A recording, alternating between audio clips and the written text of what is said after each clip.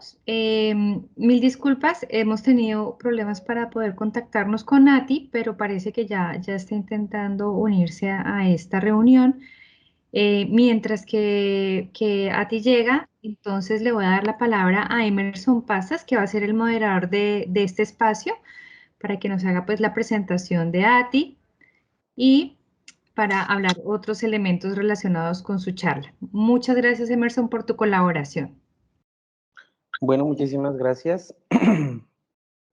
Primero que todo, quiero agradecer esta oportunidad que podemos tener de compartir con todos ustedes en el marco de este Congreso Internacional y básicamente pues de conversar en función de este recurso tan importante que es el agua y especialmente Colombia, que es un país que tiene gran riqueza hídrica. Es importante por resaltar que Colombia tiene, digamos, un reconocimiento global por la cantidad de agua que acumula, por las montañas, por los páramos, los ecosistemas que acumulan el agua dulce, que pues es temporal y permanente, que es lo que nos hace referencia a los humedales y pues prácticamente estamos, digamos, cubiertos hasta el 26% del país con estas dinámicas de en función del agua y muchas especies que viven de ellos. El día de hoy queremos darle un espacio, hemos tenido un problema de conexión con nuestra, la persona que nos va a acompañar en este momento para conversar de un tema que es muy importante, que tiene que ver con lo que es el agua y las comunidades. Básicamente, el día de hoy lo que vamos a hacer es desarrollar esa charla en función de entender esa relación intrínseca que existe entre lo que es el agua, los ecosistemas que están en función del agua y las comunidades, básicamente porque somos parte de estos espacios donde se relacionan constantemente y donde existen muchas formas de vida y modos de vida de las comunidades indígenas. En este sentido, mientras podemos tener una buena conexión, quiero leer un poco de la biografía de la persona que nos va a acompañar el día de hoy. Su nombre es Atiquigua, es una persona, una líder indígena, mujer indígena de la Sierra Nevada de Santa Marta, que ha estado, digamos, desde hace mucho tiempo en función de defensa del medio ambiente y especialmente del agua. Atiquigua es líder indígena arhuaca, es de profesión administradora pública de la ESAP, tiene un magíster en gobierno y políticas públicas de la Universidad Externado de Colombia y estos ejercicios de estudios de posgrado pues han sido realizados en convenios con universidades del exterior como es la Universidad de Columbia. Ha sido consultora eh, digamos, en muchos temas relacionados con la perspectiva étnica en, en función de defensa del medio ambiente. Ha tenido también, digamos, la posibilidad de participar y de ser concejal de Bogotá en los periodos de el 2004 al 2007, del 2008 al 2011 y actualmente también hace parte del Consejo de Bogotá. Dentro de las líneas de defensa, digamos, que ella ha estado ejerciendo, tiene que ver mucho con la política pública del agua, como un incentivo al cultivo y el consumo de productos tradicionales andinos como complemento nutricional en el distrito, pero digamos siempre en función de lo que es la defensa del agua. Ella crece en la Sierra Nevada de Santa Marta, acompañada, digamos, de los mayores, de los sabios de su territorio, ha tenido su formación en este entorno, digamos, muy arraigado a su identidad cultural. Ha trabajado también, digamos, o ha centrado su vida en la gestión de proponer soluciones que tienen que ver con reducir la vulnerabilidad, reducir la exclusión, la violencia, la discriminación de los pueblos indígenas desde la ruralidad. Es decir, El tema de pensar que las comunidades indígenas están en un entorno rural, eso no significa que seamos, porque también soy de un territorio indígena, seamos excluidos, digamos, de las dinámicas que se vienen desarrollando en función de defensa de nuestro territorio. Ha promovido la defensa de los derechos humanos, ha promovido también de manera muy fuerte en todos los escenarios públicos, en todos los espacios que se le ha permitido participar, la defensa de los derechos de la naturaleza, tanto en espacios nacionales como internacionales, y tiene una amplia experiencia en la defensa y acompañamiento de comunidades étnicas, especialmente con ese enfoque de mujer y ese enfoque de juventud.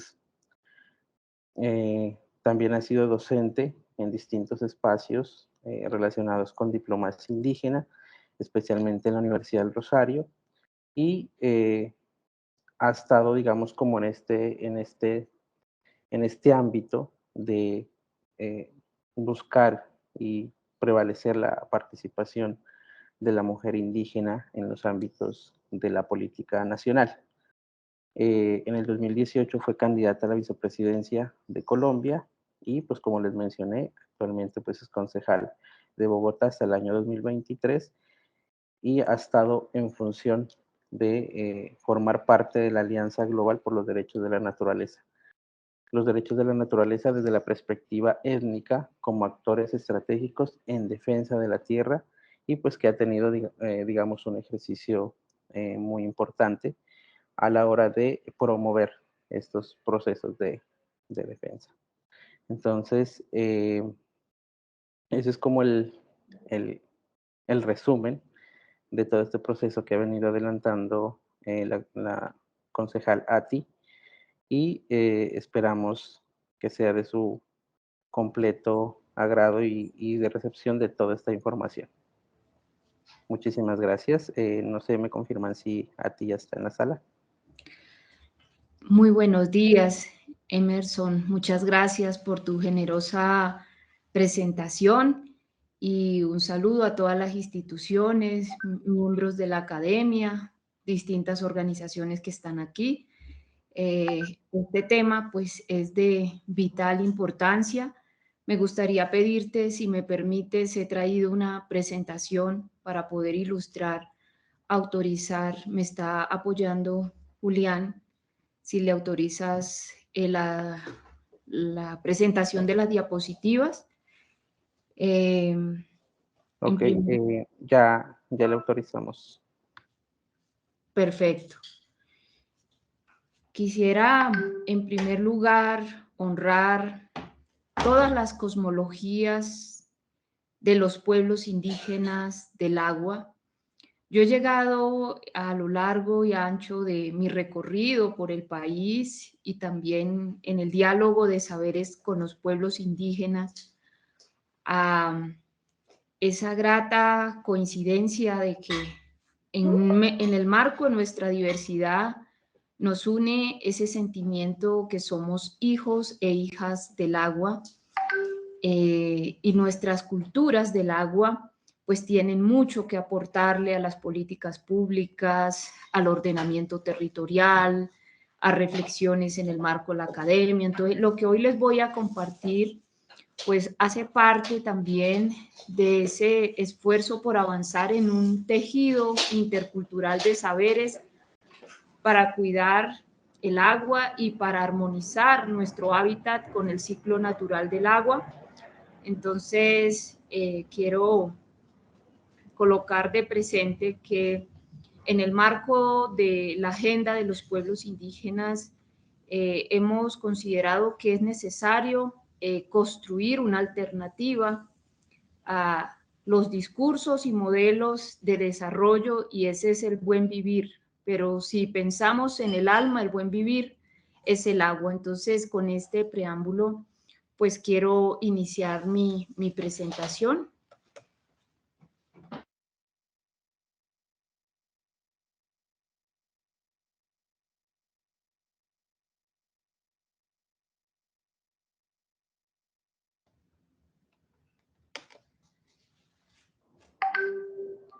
Julián, si la podemos ampliar la diapositiva en pantalla completa, por favor. Perfecto. ¿Todos están visualizando la diapositiva? Sí, a ti la estamos observando. Perfecto. Entonces quiero dividir en 4 temas muy valiosos esta intervención.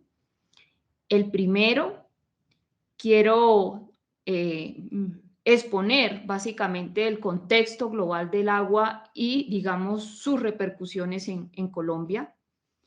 En un segundo momento, quiero concentrarme en las epistemologías del agua y establecer esa comparación entre la noción mecánica de los ciclos del agua, anclado una visión mecánica del mundo, frente a la dimensión sagrada y sujeto de derechos del agua propia de una visión más holística de los pueblos indígenas. En un tercer momento, quiero compartir lo que ha sido mi trabajo sobre el río Bogotá, este caso específico, pero que la que podría ser también la situación de cualquier río, su memoria ancestral y las actuales formas de manejo corporativo.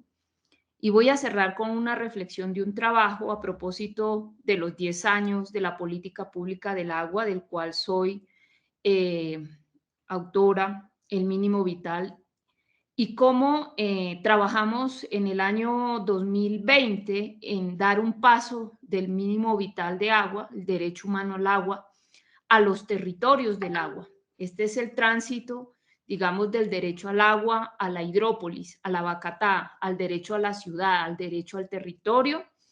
Y con ello, pues, termino mi presentación. Entonces, quiero asegurarme que todos están mirando la presentación que les he traído el día de hoy.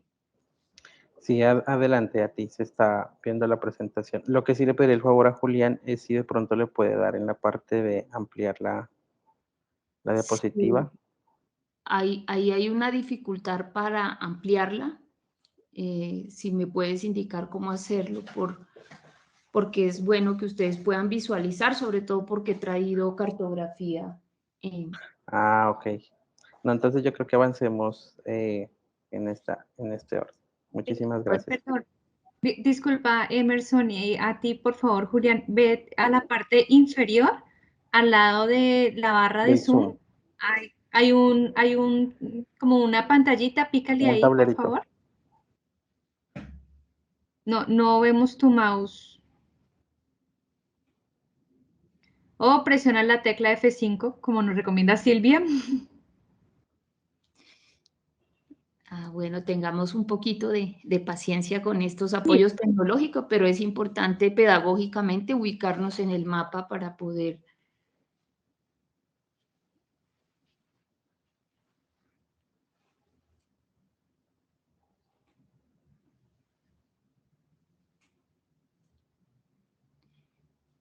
Julián, ¿podrías mover el mouse para poderte ubicar, por favor?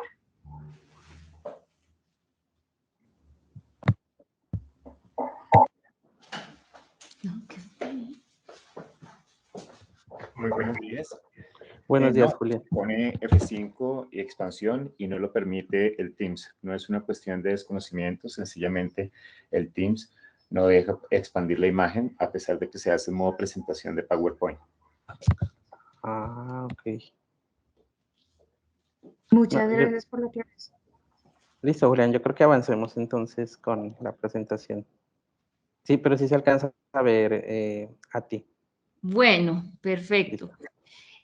Entonces, lo primero que quiero decir es que Tanzanamo, que es la paz profunda desde la cosmovisión del pueblo arhuaco, viene de la paz con la naturaleza y, por supuesto, es necesario entender los conflictos socioambientales. Entonces, no me voy a detener aquí, pero solamente quiero hacer referencia a las protestas sociales en Colombia, en Yemen, en Sudán, en Irak, en Brasil, en Perú, y todas tienen que ver con la ausencia de este vital y de sus entornos habitacionales. En ese sentido, eh, también desde la Sierra Nevada de Santa Marta queremos invitar a trabajar en el Tanzanamo, en esas paces con la naturaleza y, por supuesto, el agua es fundamental, sobre todo cuando estos conflictos ambientales relacionados con el agua van a crecer en un 75% en el año 2025. Y yo creo que es necesario trabajar en qué escenario podemos resolver esos conflictos. Entonces, hoy creo que es fundamental revisar la democracia.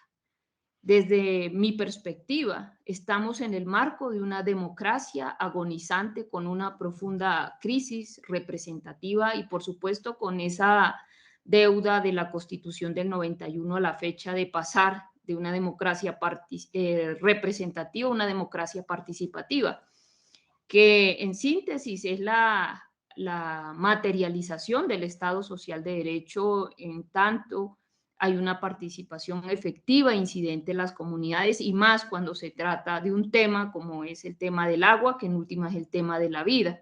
Entonces, creo que el tema del agua es muy interesante analizarlo también en ese contexto global, y aquí quisiera pues mencionar que en Occidente, por ejemplo, teniendo un déficit entre el agua y la tierra productiva disponible y un número importante de demanda, pues lo que vemos es que está exportando de los territorios de América, de África, pues también los recursos naturales. Esto en el marco pues de una biopolítica es necesario tenerlo en cuenta. Por otro lado, si miramos el agua, pues también expresa la libertad. Desde el punto de vista del Thanos Danamo, de la paz profunda de nuestro pueblo, nuestra libertad fluye por nuestros ríos. Esto contrasta, digamos, con la problemática de las represas en el mundo. Estamos hablando de más de 59.071 represas. Para nosotros secuestrar el agua, pues ese es condenar a la geopolítica de la sed, un ecosistema, comunidades. Así vemos como en América Latina, junto con el sureste asiático, África, la región de más acelerada expansión en construcción de represas, en su mayoría hidroeléctricas, especialmente concentradas en la región andina, en el caso de Colombia. Entonces, miremos, el agua y las hidroeléctricas representan el conflicto ambiental más violento del mundo. Un ejemplo, Hidroituango, y junto con el petróleo y la minería, pues suman más de un total de 2.700 focos ambientales de conflictividad en el mundo. Eso es solamente para ilustrar. Pero el agua también, las hidroeléctricas, los trasvases, los conflictos, la minería, afectan directamente el agua. En el caso, pues, de nuestra región, tenemos 364 situados en la Amazonía, Brasil, Perú, Bolivia, y generan un gran impacto en la pérdida de biodiversidad, desplazamiento de personas, aumento en las emisiones debido a la destrucción de bosques y otras áreas. Yo creo que es importante tener en cuenta este marco global de cómo se están tomando las decisiones, formulando las políticas y cómo se afectan los territorios y las culturas locales.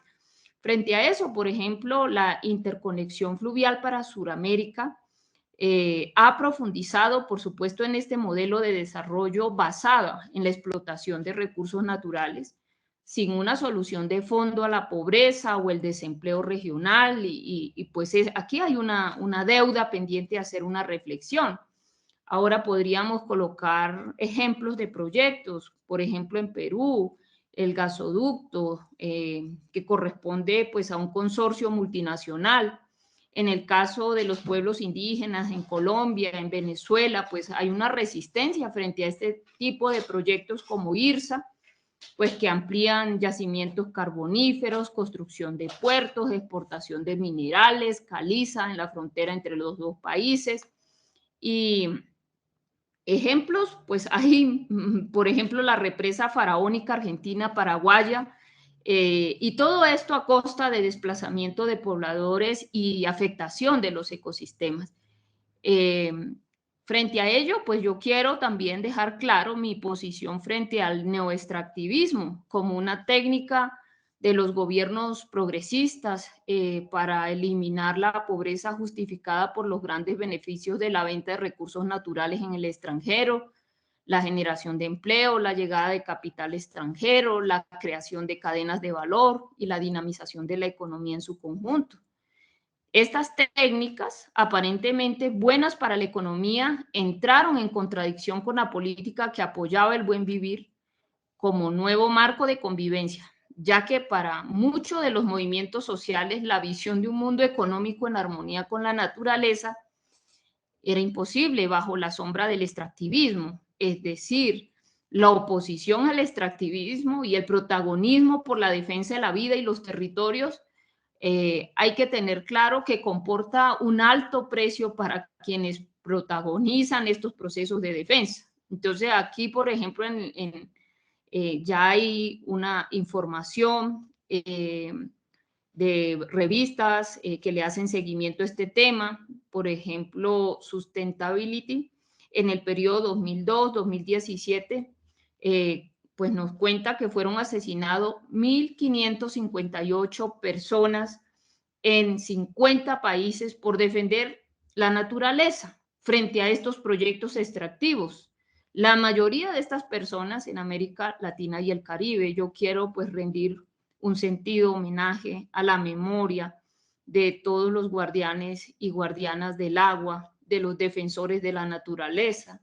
Y si miramos la región más letal para los defensores y las defensoras de la naturaleza es Brasil y Colombia, son los países más peligrosos. Sin embargo, a la hora de ratificar acuerdos como Escazú, pues nosotros estamos viendo cómo no hay la voluntad política del Congreso y del Estado colombiano. Ahora bien, ¿por qué es importante que hablemos de justicia climática, de justicia ambiental, tener claro los conflictos ecológicos en el continente y cómo esto está en aumento en todo el mundo? Esto responde necesariamente pues, a una reflexión sobre el modelo económico capitalista. Frente a ello, pues yo, escuchando a las mujeres de la Amazonía que se reunieron en la cumbre y llegaron a unas conclusiones, comparto con ella que tenemos que denunciar las falsas soluciones del cambio climático, que es preocupante ver cómo en las negociaciones internacionales del cambio climático existe el riesgo que los ecosistemas del agua entren a ser parte de los mercados internacionales, es decir, la mercantilización del agua, cómo se despoja el agua del valor intrínseco que tiene en sí mismo y se reduce a una mercancía. Aquí hay reflexiones no solamente de orden ético, filosófico, sino que tienen que ver realmente con el buen vivir de los pueblos, los planes de vida de los pueblos. Entonces, las poblaciones donde están esos conflictos son los entornos sociales pues, más pobres o más empobrecidos, porque la pobreza no está en los territorios indígenas. La pobreza llega cuando se les fumiga con glifosato, cuando se les contamina el río, cuando se les destruye sus cultivos, cuando se les impone otra cultura, pues viene el empobrecimiento espiritual, físico, material, cultural. Entonces, en América Latina, el mayor número de casos de conflictos están en Colombia, 72. Es decir, si nosotros pensamos en una paz, no solamente entre los seres humanos, sino en una paz con la naturaleza, necesariamente tenemos que abordar cuál es la solución a estos conflictos. Brasil 58, Ecuador 48, Argentina 32, Perú 31 y Chile 30. Creo que es importante colocar en la agenda de la paz, la agenda de paz de los pueblos indígenas. ¿Qué plantearon los pueblos indígenas? La principal víctima de la guerra, del conflicto, es la madre tierra. la madre tierra, los ecosistemas como sujetos de reparación. La Sierra Nevada, por ejemplo, la vienen fumigando con glifosato desde los años 70.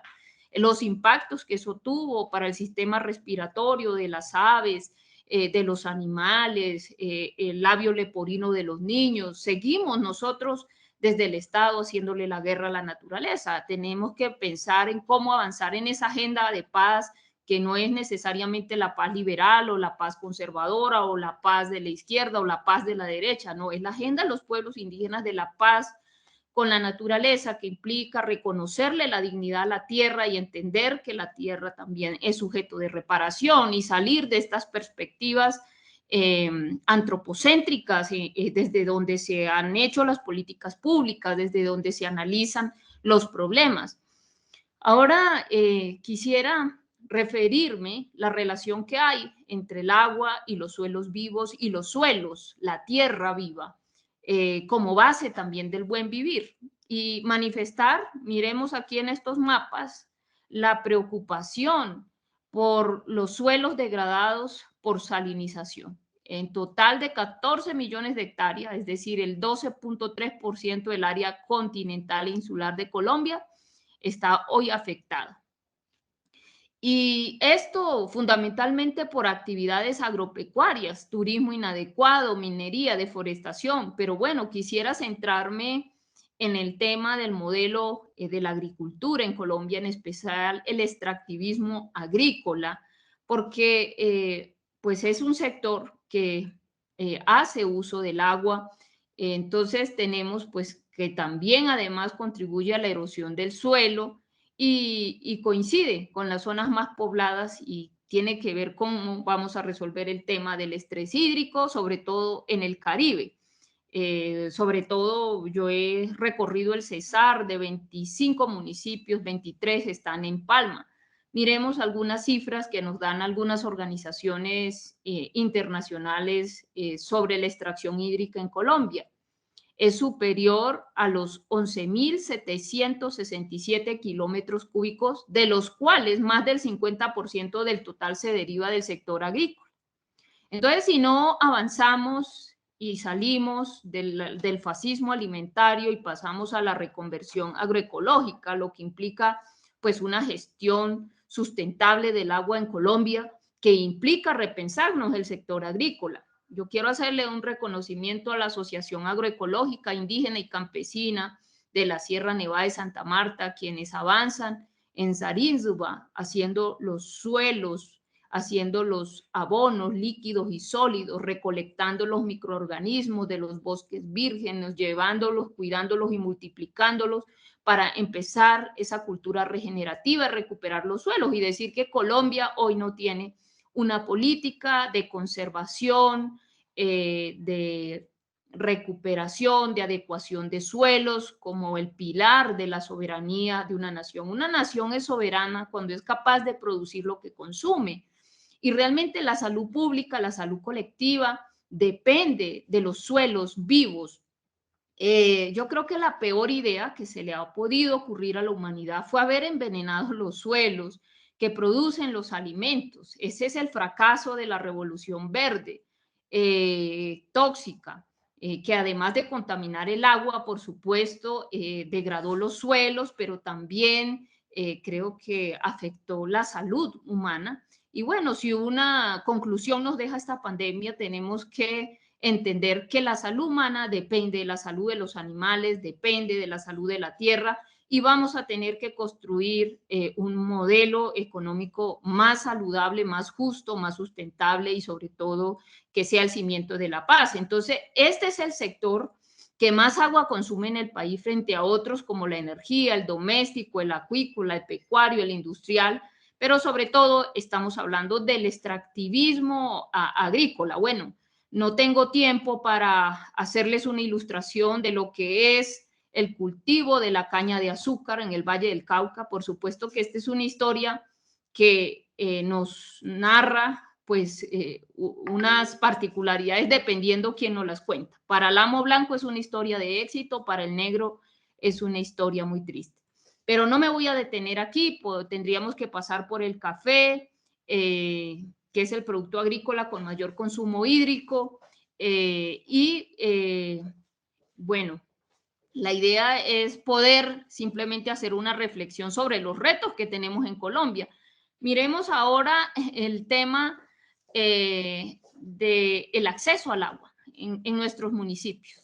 391 municipios tienen problemas de desabastecimiento en temporadas secas, 616 en temporadas de lluvia y 207 de desabastecimiento en ambas temporadas. Tengamos en cuenta que en Colombia somos el país que llueve 2 veces más que en América, 3 veces más que en el mundo, y muchas veces en nuestra planeación no está las aguas meteóricas, las aguas lluvias, no hay una implementación de sistemas de agua lluvia. De esta forma, la mitad de los municipios en Colombia está sujeto a las fluctuaciones climáticas globales. Tenemos que reconocer pues que hay la necesidad de planear también nuestras ciudades teniendo en cuenta estas fluctuaciones climáticas globales, es decir, tener conciencia ecológica y de estas problemáticas, pero ser capaz de actuar localmente. Entonces, estos problemas son propios de un modelo de operación privada del sistema hídrico y de los servicios públicos en general, y yo creo que es necesario sugerir otro panorama más alentador para el país en materia, por lo menos, de los vitales, como es el agua y es la alimentación. El primer alimento es el agua. Y aquí quisiera un poco referirme a la crisis local y regional del agua, sobre todo centrarme en el caso de la Sierra Nevada. Es una estrella fluvial, es fundamental, es un ecosistema fundamental del agua para el Caribe. Pero miremos cómo estamos. De 2115, 873 hectáreas de bosques primarios de la Sierra Nevada, apenas sobreviven 319.561, es decir, el 18%. Esta es una reserva biocultural. Cuando los pueblos indígenas de la Sierra Nevada hablamos de la línea negra, es importante entender que para nosotros no hay una separación entre la naturaleza y la cultura. Es una misma unidad vital, por eso hablamos de una reserva biocultural, pero además la relación sagrada que corresponde a una visión del mundo autónoma y una forma de habitarla, de entender todas nuestras interrelaciones y todo ese conjunto de sistemas de sitios sagrados que tiene que ver con una visión ecosistémica, donde hay 35 ríos que nacen, que son de origen glacial y que deben llegar al mar y que irrigan 3 departamentos del Caribe. Por supuesto, 9 tienen serios problemas de caudal y tienen impacto sobre el abastecimiento de la región. Creo que la línea negra fue reconocida antes de la Constitución del 91, resolución 002, año 73. El presidente Juan Manuel Santos firmó el decreto 1500 y hoy todos estos intereses extractivos, agrícolas, mineroenergéticos, turísticos, quieren borrar estos avances en materia pues de entender que eso es un tema estructural del Estado colombiano, entender que hay diversas formas de ver el mundo y de habitarlo y de entender el territorio como una construcción cultural y social. Y creo que ese mapa político-administrativo y esa forma de concebir el Estado del territorio, pues entra en conflicto con las formas locales de habitar y de ver esos territorios. Y nos preocupa mucho, sobre todo, que los municipios estén avanzando en sus esquemas de ordenamiento territorial, las ciudades en sus planes de ordenamiento territorial, sin entender que hay determinantes ambientales de superior jerarquía que deberían ser la base de una planeación, por lo menos, que tenga en cuenta el agua, estos ecosistemas que no solamente son biológicos, geográficos, sino que también son culturales. Entonces tenemos 64 municipios de la región Caribe que se encuentran en condiciones de desabastecimiento de agua y sin embargo no quieren cuidar la sierra, no quieren escuchar la voz del agua, no, le dan la espalda a las culturas locales que podrían tener alternativas prácticas para avanzar en un PONCA biocultural, en un ordenamiento en torno al agua, reconociendo la participación de las comunidades en una gobernanza plural, con herramientas de planeación territorial, con participación de las comunidades. No, creo que hay una resistencia de las instituciones a abrirse a un diálogo de saberes, a un diálogo intercultural y construir una gobernanza plural del agua. Las soluciones a estos problemas son socioeconómicas y son de orden político, y para eso hay que elevar el nivel político de interlocución de las comunidades y que estén en los espacios donde se toman las decisiones, además respetando los derechos territoriales que tienen por constitución, pero lo que vemos es una resistencia de parte del Estado colombiano. Entonces, el 32% de las poblaciones de la región están en riesgo de racionamiento de agua. Me parece fundamental revisar el proyecto Región Caribe en torno a la Sierra Nevada de Santa Marta, a la Serranía del Perijá, en torno al agua, y lo que hemos venido es proponiendo la reconciliación del Caribe con el agua y por supuesto de Colombia con el agua, a las ciudades, especialmente desde Bogotá, que ya más adelante les voy a contar, a sanar la relación con el agua.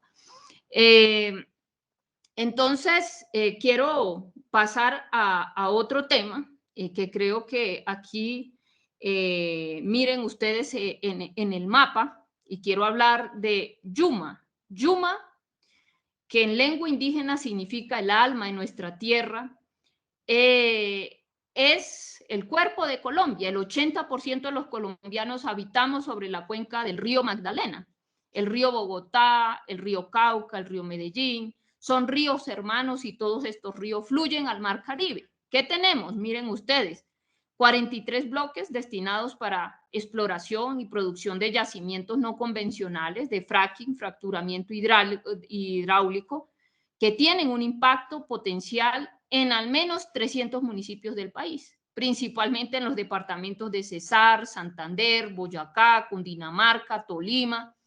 Y en 7 de estos bloques ya existen contratos firmados y 2 están en trámite. Esto tiene que ver con una reflexión sobre el fracking, el agua y los ecosistemas. Miremos el mapa 2. El mayor interés de las empresas petroleras para la implementación del fracking en nuestro territorio está dado en el Magdalena Medio, los llanos orientales.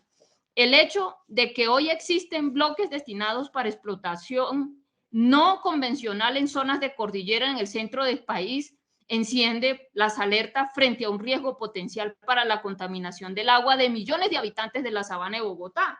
Miren ustedes allí el mapa de Bogotá. A mí me espanta tanto silencio. ¿Por qué no hablamos de este tema cuando se habla de la región metropolitana? Pero bueno, todo esto será objeto de reflexiones. Miremos también el avance de la frontera petrolera hacia la cordillera, amenazando no solo los territorios de agua y de rica producción agrícola como los páramos, sino también las zonas más densamente pobladas del país, lo que podría significar también un conflicto socioambiental. Yo les hago la pregunta, ¿qué es Bogotá sin agua? ¿Qué es una ciudad sin agua? ¿Qué es de un territorio sin agua? ¿Qué es de un país sin agua? Entonces, además de la cantidad y extensión de bloques, preocupa las zonas del país en que se va a aplicar. El fracking podría poner en gravísimo riesgo varios ecosistemas estratégicos para el agua, como el páramo de Sumapaz, el páramo más grande, y también pues que está asociado en ser pues la zona rural, la cultura campesina y el agua, el páramo de Chingaza, cuyo sistema abastece alrededor del 80% del agua potable de Bogotá. Basta solo ver el mapa para averiguar, para evidenciar cómo Bogotá, los municipios cercanos y sus principales fábricas de agua están rodeados de bloques petroleros, la gran mayoría de ellos destinados para no convencionales o fracking.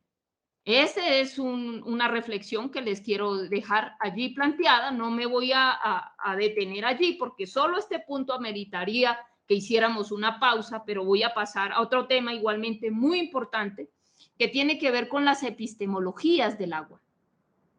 Porque allí creo que es necesario, y el aporte que podemos hacer los pueblos indígenas sobre las concepciones del ciclo del agua es muy importante.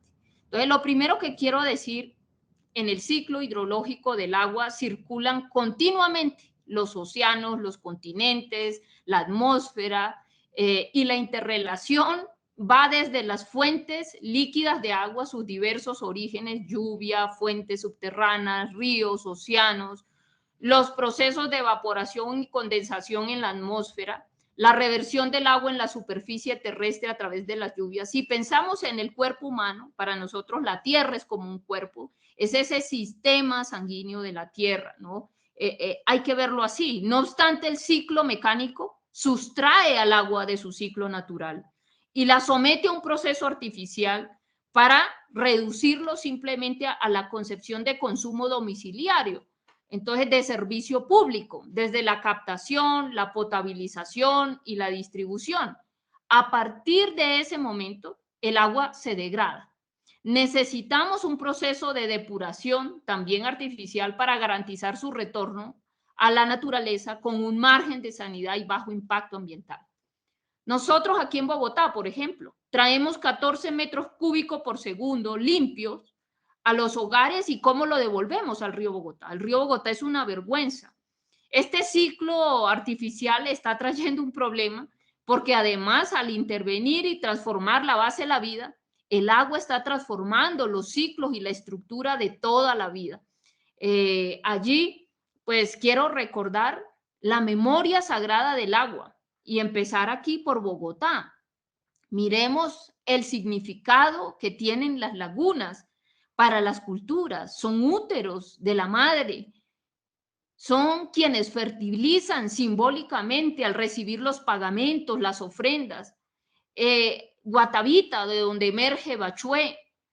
Estos lugares hacen parte de lugares donde se manifiesta esa relación sagrada con la tierra. Están las lagunas de Tota, Guatavita, bueno, son centros de ir a hacer pagamento, del ritual del agua. Hay que salir de las rutinas, de estas visiones mecánicas y pasar al ritual, de entender que si el agua está viva, si el agua está limpia, hay salud en el territorio. Esto desde un enfoque ecoepidemiológico implica realmente una acción sanadora. Entonces, el pagamento no solamente tiene un papel en las culturas locales del ritual del agua, hace parte de otra cosmología, de otra cultura del agua.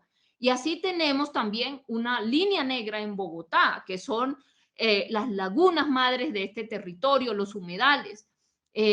Por supuesto que estas culturas locales hacen parte del patrimonio inmaterial de los pueblos, pero muchas veces esto está ausente en los espacios donde se toman las decisiones. Lo que proponemos hoy es el patrimonio inmaterial, cultural, natural, como base del ordenamiento del territorio, pero por supuesto venimos de una tradición patrimonialista muy materialista que no alcanza a dimensionar, a comprender, a integrar esta diversidad. Creo que hay que entender que la diversidad cultural y la biodiversidad están estrechamente ligadas, pero no hemos encontrado, por supuesto, unas herramientas de planeación que nos permita que hagan parte de las políticas públicas y sus desarrollos. Entonces es muy importante para nuestro país detenernos a mirar, a pensar estos temas.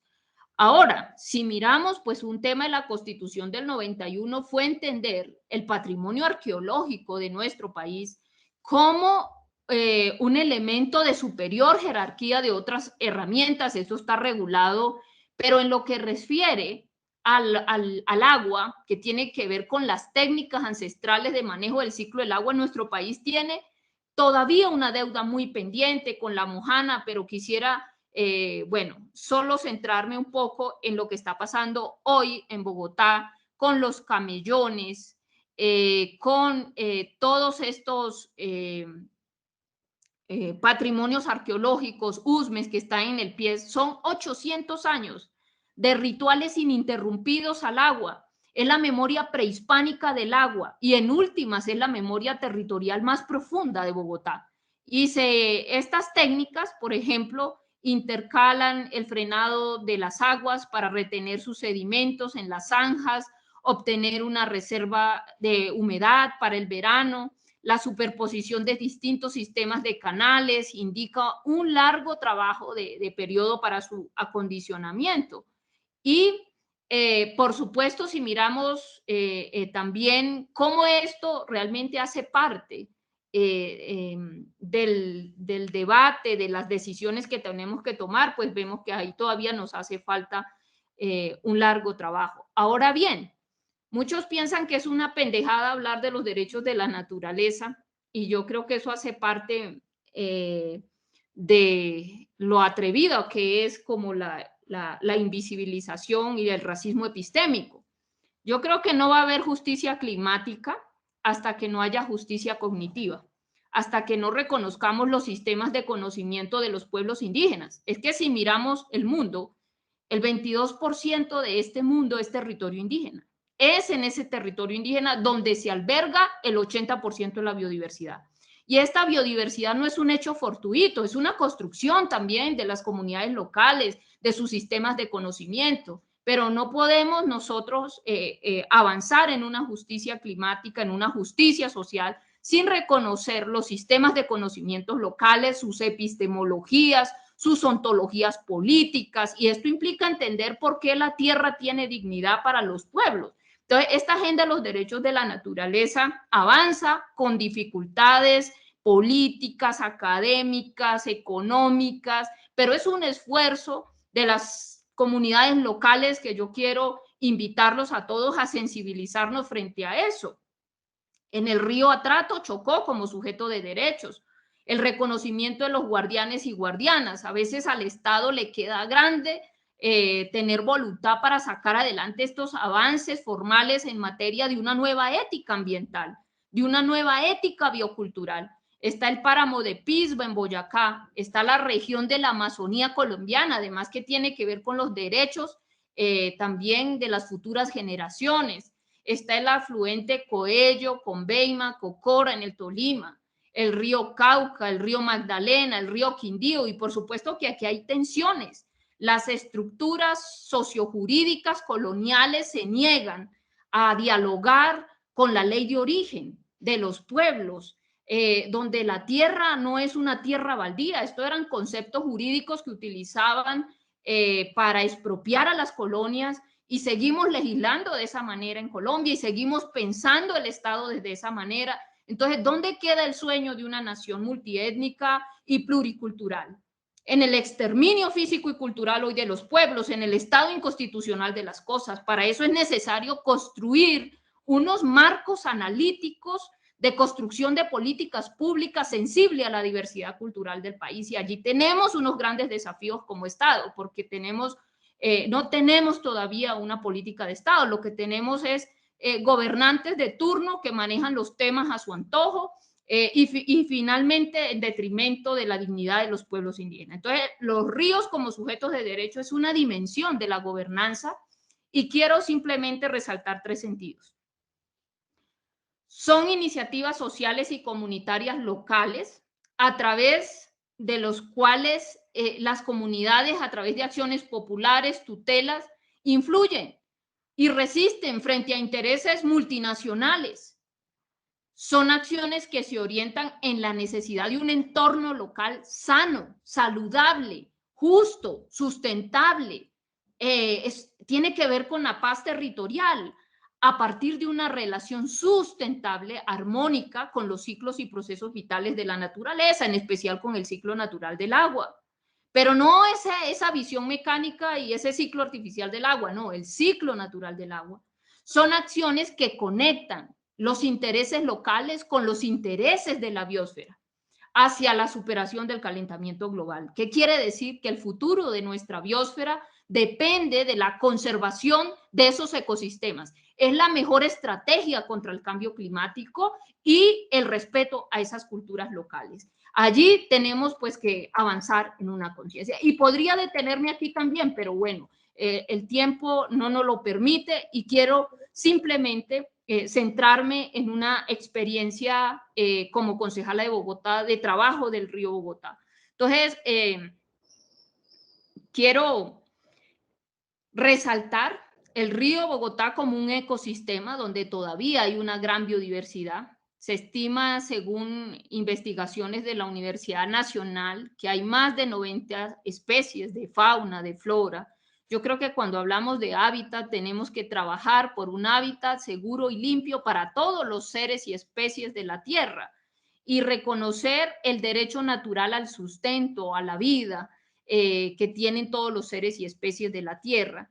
Esto, por supuesto, no me puedo detener, pero quisiera pues hablarles del pez capitán, de la tingua, de la nutria neotropical, pero bueno, creo que quisiera pasar a la memoria del río Bogotá, que tiene que ver con la hidráulica o con las técnicas ancestrales. Lo que hoy es un cuerpo de agua repleto de cicatrices, en el pasado fue un lugar de pagamento. Los muiscas, por ejemplo, fueron un pueblo anfibio que concebía el río y sus cuerpos lagunares como su fuente de vida, almacenamiento, abundancia. Y sobre esto, pues basta con ir al Museo del Oro y encontrarnos con las artesanías doradas, los tunjos, las figuritas de serpientes, ranas, sapos, peces, son solamente una muestra de la adoración por las criaturas acuáticas que también hacen parte de nuestras culturas anfibias. Y si miramos las sociedades prehispánicas, somos sociedades de agua. Todos nuestros asentamientos se ubicaron en lugares cercanos a las fuentes de agua y hicieron de una manera sabia, no invadiendo sus zonas de ronda. Vivían de los ríos, pero los respetaban y los adoraban. Este es un tema muy importante de actualizar hoy. Por ejemplo, en el caso de Bogotá, el río es el alma de este territorio. Yo creo que hablar de Bogotá y región sin sanar el río Bogotá, pues no tiene sentido. El futuro de esta región depende de la sanación de este río. Y, por supuesto, hay que entender cuál es la relación con el agua, con el río, en especial en época de lluvia. Todos los años se esperaban con ansias las inundaciones que se daban entre octubre y noviembre, ya que traían nuevos sedimentos, fertilizaban las tierras y después se cultivaba. Por eso esto era una tierra de labranza.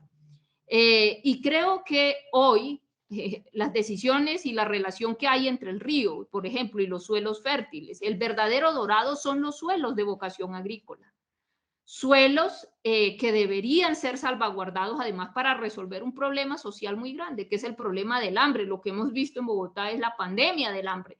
Entonces yo creo que todos estos saberes, esta memoria profunda del territorio, del río, tiene, por supuesto, una aplicación práctica en la vida. Entonces el humedal, por ejemplo, o Chucua, hay que rescatar la toponimia, los nombres originarios de los lugares. Entonces, una cosa es hablar del humedal, otra cosa es hablar del Chucua.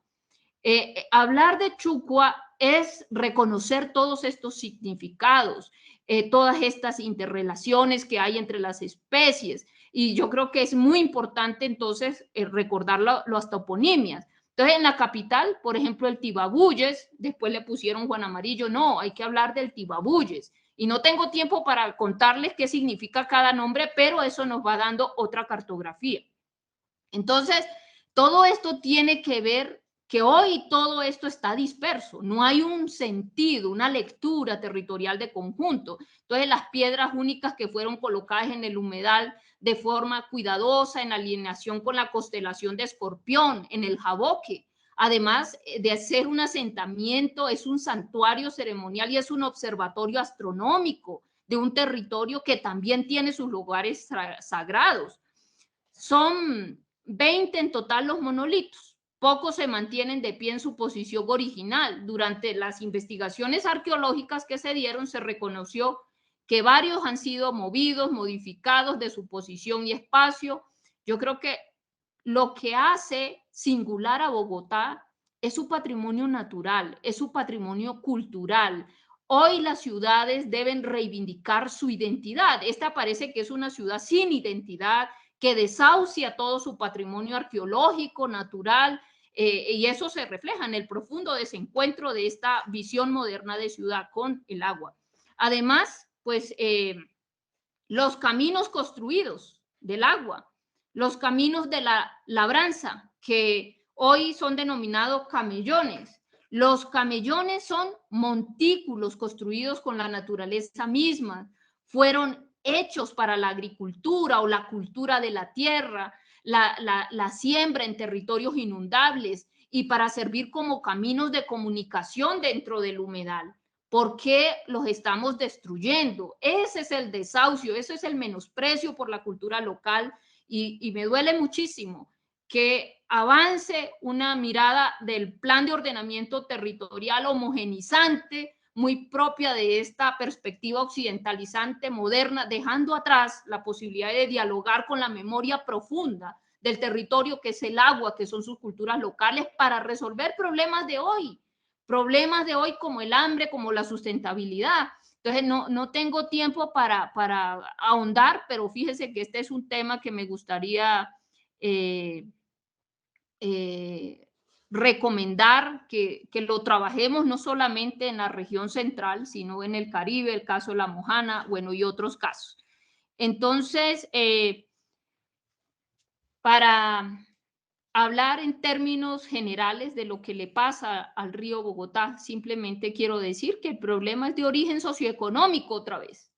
442 toneladas diarias de desecho al río Bogotá, de las cuales 5.2 toneladas son de detergentes y 1.473 toneladas de sólidos, o sea, son como 35 tractomulas diarias de residuos que le llegan al río.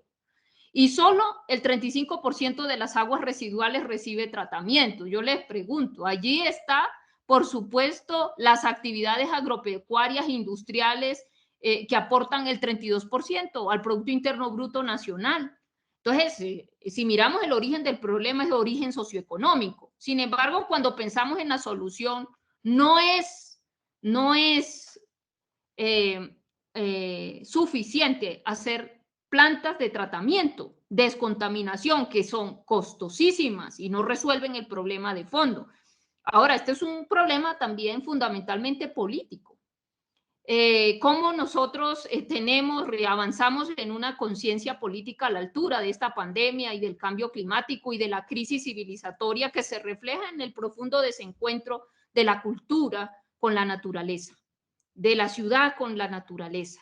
Estamos desde el buen vivir construyendo un acuerdo con la participación activa de la ciudadanía para avanzar en otra perspectiva política, con otra conciencia política sensible al agua, sensible a los suelos vivos, a la biodiversidad, a la diversidad cultural, porque sentimos que no ha sido realmente el discurso y el modelo de desarrollo